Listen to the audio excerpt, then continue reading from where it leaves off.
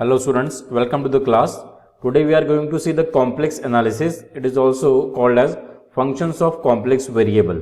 Okay, so हम यहाँ पे देखने वाले multiple choice questions on the topic analytic function, CR equations, Cauchy theorem, Cauchy integral formula. Okay ये मेरा लेक्चर 1 है इस टॉपिक के ऊपर और इसके बाद हम लेक्चर का सीरीज कंटिन्यू करेंगे और थोड़ा सा क्वेश्चन का जो लेवल है उसको हम बढ़ाते जाएंगे धीरे धीरे।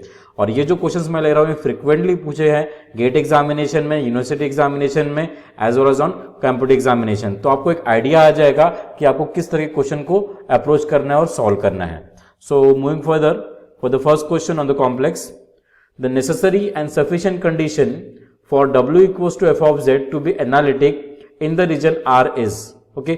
तो एक कॉची रीमान इक्वेशंस होते हैं तो वही नेसेसरी और सफिशिएंट कंडीशन हमारे रहते हैं for the function to be analytic, for the complex function to be analytic. तो यहाँ पे कॉची रीमान इक्वेशन अगर आपको पता होगे तो it will be good for you.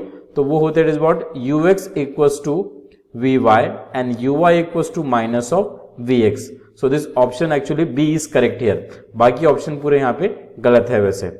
Okay so आपको याद रखना है ऑप्शन बी इज करेक्ट, उसके लिए हमारा फंक्शन एनालिटिक होता है जब ये सीआर इक्वेशन सेटिस्फाई होते हैं। तो moving to the next question, if F of Z is analytic function with constant modulus then आपको बताने कि एफ ऑफ जेड 0 होगा या एफ ऑफ जेड कांस्टेंट रहेगा या फिर F of Z equals to U plus I V is constant. Both B and C options are correct. Okay अब इसका एक एक्चुअली प्रूफ है, अगर एफ ऑफ जेड एनालिटिक रहता है विद कांस्टेंट मॉड्यूलस तो तब एक्चुअली एफ ऑफ जेड क्या होता है, कांस्टेंट ही आता है, जीरो नहीं आता है। ओके इसका प्रूफ है। वैसे ये एक स्टैंडर्ड स्टेटमेंट भी है। तो यहाँ पे आप देखेंगे तो बी और सी एक्चुअली एक ही चीज है, बस हमने एफ ऑफ जेड लिखा हुआ यहाँ पे और यहाँ पे लिखा F of Z equals to U plus I V. वैसे हम एफ ऑफ जेड को रिप्रेजेंट करते हैं यू प्लस आई वी के फॉर्म में। ओके तो this B and C are options are correct. तो हमारा ऑप्शन डी यहाँ पे हम बोलेंगे it is the right answer for this question. Now next, the polar form of Cauchy-Riemann equations. अभी हमने जो देखा था that was a Cartesian form. Okay. Now the polar form for the Cauchy-Riemann equations are given by 4 options है। तो यहाँ पे option actually A correct है। आपको याद रखना पड़ेगा del u by del r equals to 1 by r del v by del theta और del v by del r will be equals to minus r del u by del theta. So these are the Cauchy-Riemann equation in polar form. बाकी option यहाँ पे गलत है, option A is correct. Now moving further, what is the extension of Cauchy's integral formula. अब हम extension की अगर बात करते हैं तो उसका मतलब क्या होता है, जैसे अगर मैं नॉर्मल बोलूं तो this is nothing but the Cauchy integral formula we are having. Okay जहां पे सिर्फ z माइनस ए है और एक्सटेंशन अगर मैं बोलता हूं तो वहां पे टू द पावर n+1 आ जाता है। ओके या टू द पावर n। तो अगर मैं हायर ऑर्डर के लिए कैलकुलेट करता हूं that become the extension formula. तो यहाँ पे ऑप्शन ए करेक्ट है। अब ये दोनों फॉर्मूला आप याद रखिए, ये वाला जो फॉर्मूला है this is nothing but the Cauchy integral formula, integration of F of Z upon Z minus A D Z 2 pi I F of A. Okay और एक्सटेंशन में क्या एडिशनल चीज है, 2 pi I upon N factorial आ रहा है यहाँ पे, then it is what F N of A. F N of A का मतलब it is what, it is the nth order differentiation we are doing of the function and then putting here z equals to a. So that is the thing। तो इसको हम बाद में use करने वाले हैं तो इसको याद रखना है। और एक और चीज याद रखिए, यहां पे अगर मैं 1 से डिक्रीज करूंगा तो ये हो जाएगा n, तो यहां भी मैं 1 से डिक्रीज करूंगा n को, यहां भी n-1 और n-1 होगा, उसको हम यूज करेंगे। Now next, if f of z is analytic inside and on the boundary of a closed curve C and a is a point within C, then the integration of f of z upon z minus a dz over a closed curve C is given by। okay अब अगर आप देखेंगे तो it is nothing but the same thing जो भी आपको मैंने बताया, this is the Cauchy integral formula. Okay और इसका आंसर होता है 2 pi I F of A. So 2 pi आई लिखना है और आपको क्या करना है, जो न्यूमरेटर है उसमें एफ ऑफ जेड को रिप्लेस कर देना, एफ ऑफ जेड में जेड को रिप्लेस कर देना है ए से। ओके यहाँ पे z माइनस ए है, so that will give the answer for this integral। तो Cauchy integral formula is used to solve the complex integral। Next question, if f of a equals to this integral where c is the circle with mod z equals to 2, then value of f of 3 is। Now एक बहुत ही simple question है, वैसे दिखने में थोड़ा complicated लगता है। अब देखिए पहले तो आपको एक सर्कल ड्रॉ करना पड़ेगा जो आपको दिया हुआ है, ठीक है, उससे आपको चीजें क्लियर हो जाएगी एकदम। सो यहाँ पे मॉड z इक्वल टू 2 है, मतलब इसका जो रेडियस है सर्कल का वो 2 है। ओके, और उसके बाद फिर मॉड z दिया हुआ है तो सेंटर विल बी 0 0, सेंटर अगर 0 0 तो सर्कल इस तरह का रहेगा। ठीक है, सो यहाँ पे suppose radius is 2, this is -2। अब उसका तो हमारा जॉब क्या रहता है कि हमको निकालना क्या है, f ऑफ 3। तो यहां से f ऑफ 3 क्या हो जाएगा, देखो f of 3 will be what, integration, यहाँ पे मैं लिख देता हूँ f of 3 equals to integration over a close curve C, it is 3z² plus 7z plus 1। ये तो एज इट इज रहेगा, आपको a को बस रिप्लेस कर देना है। आपको f ऑफ 3 चाहिए तो आपको a को रिप्लेस करना है 3 से, तो z माइनस 3 और यहाँ पे आएगा dz। अब ये जो इंटीग्रैंड है, ठीक है, इसका हम निकालते, इसमें हम निकालते हैं फिर इसका पोल निकालने के लिए हम क्या करते हैं, जो डिनोमिनेटर होता है उसको इक्वेट करते हैं 0 से, तो z माइनस 3 इक्वल्स टू 0, तो z इक्वल्स टू 3। ये हो गया मेरा पोल फॉर दिस इंटीग्रैंड। ओके, अब ये जो पोल है ये सर्कल के इनसाइड है या आउटसाइड है, ये हमको चेक करना पड़ेगा। तो सर्कल का तो रेडियस 2 है, ओके, और z इक्वल्स टू 3 अगर हम प्लॉट करेंगे तो 3 बाहर आने वाला है, तो ये सर्कल के बाहर जा रहा है। अगर पॉइंट सर्कल के बाहर है then we say that the value of the integral is what, 0। तो ऑप्शन ए यहां पे करेक्ट रहेगा। देखिए यहां पे अगर आपने स्टेटमेंट देखा हुआ तो स्टेटमेंट में क्या लिखा हुआ है कि function is analytic inside and on the close boundary of close curve C and A is a point within C.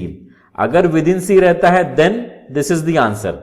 Okay, और अगर आउटसाइड ऑफ द सी रहता है हमारा जो pole, okay, this A is nothing but our pole, अगर वो outside of the सी रहता है then answer is always 0।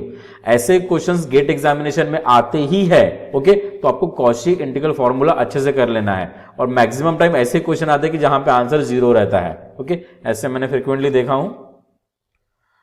Now moving to the next question, the value of the integration over C e to the power 2z upon z plus 1 to the power 4 dz where c is a circle mod z equals to 3। देखिए mod z equals to 3 मतलब circle का radius 3 हो जाएगा और centre is 0 0। Okay, तो पहले तो आपको वही चेक करना है इवैल्यूएट करने के पहले कि जो पोल है वो इनसाइड है कि आउटसाइड है। अगर मैं सर्कल ड्रॉ करता हूं, it is of radius 3 with centre at 0 0, suppose this is the circle. Okay, यहाँ पे 3 सपोज -3 और ये 0, तो यहाँ पे पोल क्या रहेगा, देखो मुझे z plus 1 to the power 4 को इक्वेट करना पड़ेगा 0 से, so z इक्वल्स टू -1 ये पोल हो जाएगा। ओके, और -1 अगर हम देखेंगे तो वो इनसाइड में है, तो अगर इनसाइड में है तो अब हम यहाँ पे लगाएंगे Cauchy formula, Cauchy integral formula या फिर कॉची एक्सटेंशन इंटीग्रल फॉर्मूला। तो एक्सटेंशन इसलिए बिकॉज यहाँ पे टू द पावर 4 है, तो यहाँ पे मैं बोलूंगा z equals to -1 is a pole of order 4। Order 4 क्यों, बिकॉज ये टू द पावर क्या है 4।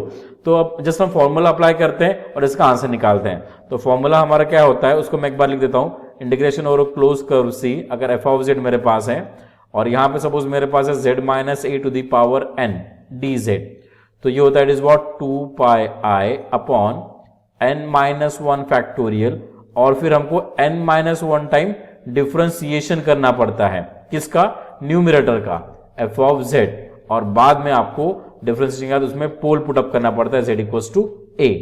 तो अगर हम यहां पे कंपेयर करेंगे तो हो जाएगा integration over close curve C e to the power 2z upon z plus 1 to the power 4, this is dz, तो ये हो जाएगा 2 पाई i। नाउ अब यहां पे n देखो क्या है, n will be it is what 4, so 4 minus 1 मतलब इट इज व्हाट 3, तो 3 फैक्टोरियल इज 6, 4 माइनस 1 फैक्टोरियल। उसके बाद हमको n माइनस 1 डिफरेंशिएशन करना है, तो यहाँ पे n क्या है 4, तो 4 माइनस 1 मतलब 3, तो हमको 3 टाइम्स हमको डिफरेंशिएशन करना पड़ेगा किसका, f of z। f of z क्या है, न्यूमरेटर, तो यहाँ पे न्यूमरेटर क्या है e to the power 2z, और बाद में z equals to this a is a pole, तो यहाँ पे z प्लस 1 है तो pole will be z equals to -1, तो -1 हम इसको पुटअप कर देंगे। So this is what 2 pi i, 3 factorial is 6। अब 3 बार इसको डिफरेंशिएट कीजिए, पहले बार अगर डिफरेंशिएट करेंगे तो ये हो जाएगा 2 e to the power 2z, दूसरे बार अगर डिफरेंशिएट करेंगे तो हो जाएगा 4 e to the power 2z, तीसरी बार डिफरेंशिएशन करेंगे तो what 8 e to the power 2z। तो 3 डिफरेंशिएशन आपने कर दिए यहाँ पे, और उसके बाद फिर आपको z इक्वल्स टू पुट करना है -1। अब सिंप्लीफाई कर देंगे, ये हो जाएगा 3, तो it is what 8 pi i by 3 with e to the power -2, आपने पुटअप किया तो ये हमारा हो गया आंसर। तो देखिए क्या हो जाएगा 8 pi i 3 e to the power -2, तो यहाँ पे ऑप्शन ए ही करेक्ट मुझे दिख रहा है, यहाँ पे ऑप्शन ए है ये, ठीक है। तो so this is the correct answer we are having. So इस तरह से आपको सॉल्व करना है कॉची इंटीग्रल फॉर्मूले के क्वेश्चंस, और ऐसे क्वेश्चंस आते ही है एग्जामिनेशन में।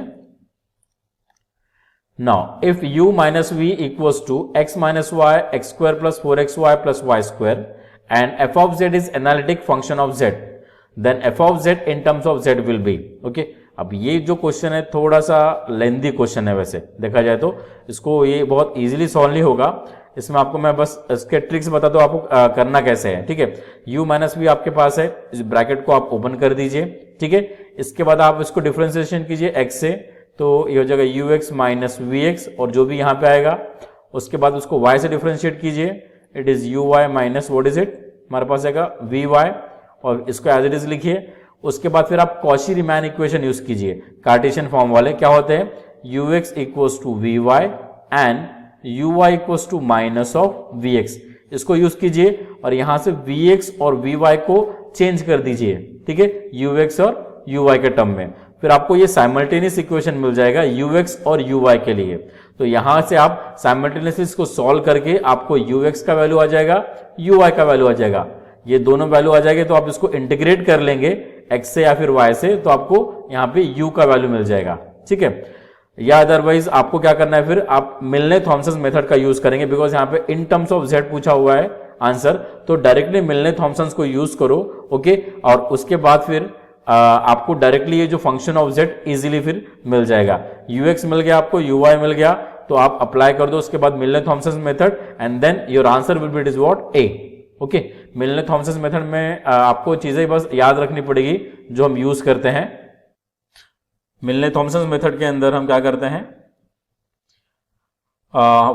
एफ ऑफ जेड हमारे पास रहता है, इट इज व्हाट, मैं प्रोसीजर बता देता हूं आपको, it is what u plus I V, इसको मैं डिफरेंशिएट कर दूंगा x से, तो हो जाएगा F dash of Z is equal to U X plus I V X. Okay, और इसके बाद मुझे अगर ux और uy मिल गया तो मुझे ux और uy चाहिए, तो मैं vx को रिप्लेस कर दूंगा बाय कॉची रीमान इक्वेशंस, तो ये हो जाएगा it is what ux minus I uy। Okay, अब एफ डैश ऑफ जेड के अंदर आपको सब्स्टिट्यूट करना पड़ता है क्या, x इक्वल्स टू z और y इक्वल्स टू 0, ये पुटअप कर देंगे तो आपको फिर फंक्शन ऑफ z मिल जाएगा, that is what F dash of z, और इसको आप इंटीग्रेट कर देंगे, इंटीग्रेट कर देंगे तो ये हो जाएगा इट इज व्हाट, हमको फंक्शन ऑफ z जो हमको चाहिए वो मिल जाएगा। तो आपको ऑप्शन ए यहाँ पे आंसर आएगा देन। ठीक है, इस तरह से आपको चीजें करनी है। It is a lengthy question वैसे दे दिया है, so this you have to solve. कभी कभी इतने टफ क्वेश्चंस भी रहते हैं एग्जामिनेशन में। Now next last question, this is for the complex variable, that is complex analysis. If u equals to e to the power minus 2xy sin of x square minus y square, then v is, अब यहां पे देखिए complex conjugate निकालना है आपको।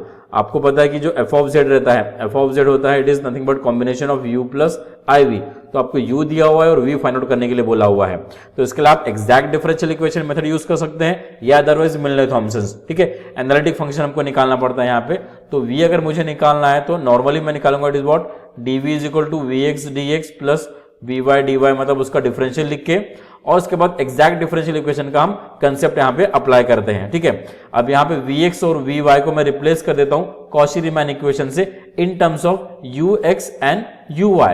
क्यों? Because मुझे u दिया हुआ है तो मैं ux और uy वहां से फाइंड आउट कर सकता हूं, उसको यहाँ पे सब्स्टिट्यूट कर देंगे। ठीक है, और उसके बाद हम इक्वेशन को कंपेयर करेंगे mdx प्लस ndy से, और बाद में सॉल्यूशन निकाल लेंगे, मतलब v निकाल लेंगे इस फॉर्मूले से, integration of mdx keeping y constant plus it is integration of terms of n not containing x, not containing x, this is dy plus c, ये भी आ गया। ठीक है, तो ये दो इंटीग्रेशन हमारे पास आ जाएंगे, पहला इंटीग्रेशन x से करना है और दूसरा y से करना है। इसको सॉल्व करेंगे तो आपको v का वैल्यू मिल जाएगा। ठीक है, और एक आपको शॉर्ट ट्रिक्स बताता हूं मैं एक्चुअली, कि इसको इतना करने से अच्छा अगर आपको थोड़ा सा ऑब्जर्वेशन आना चाहिए, जैसे आपको u यहाँ पे दिया हुआ है, इसको आप ऑब्जर्व कीजिए, और जो v रहता है वो करीबन सिमिलर ही रहता है, सेम तो नहीं रहता है बट सिमिलर रहता है। तो यहाँ पे देखिए v आपको सेम दिया हुआ है तो ये ऑप्शन तो नहीं रहेगा। ठीक है, अगर सिमिलर की बात करता हूं, यहाँ पे देखिए थर्ड ऑप्शन में ये x माइनस वाई है, यहाँ पे x स्क्वायर वाई स्क्वायर है, जो ऑप्शन बी के अंदर आ रहा है actually cos of x square minus Y square. Okay, और जस्ट साइन चेंज है, it is into the cos, तो this option B is correct here actually, ठीक है। और यहाँ पे माइनस और प्लस का भी डिफरेंस रह सकता है, that may changes according to the problem. So your option B is correct here. So if you are having any doubt, you can comment in the comment box. और यहाँ पे हम फिनिश करते हैं आज का लेक्चर, और इसके बाद हम इसके और लेक्चर्स लेने वाले हैं जहाँ पे इससे भी टफ क्वेश्चन से हम डील करेंगे और जो फ्रिक्वेंटली एग्जामिनेशन में पूछे जाते हैं. सो एट लास्ट आई से thank you very much for watching the video, and if you get something from it, please like the video and share the video with your friends, and please do subscribe the channel. And one more thing, मैंने यहाँ पे playlist दी हुई है और कुछ videos दिए हुए हैं, ओके अगर आपके रिलेवेंट है तो जरूर आप देखिए उसको, और लेफ्ट कॉर्नर पे आप जाके चैनल को सब्सक्राइब कर सकते हैं. Thank you so much to all of you.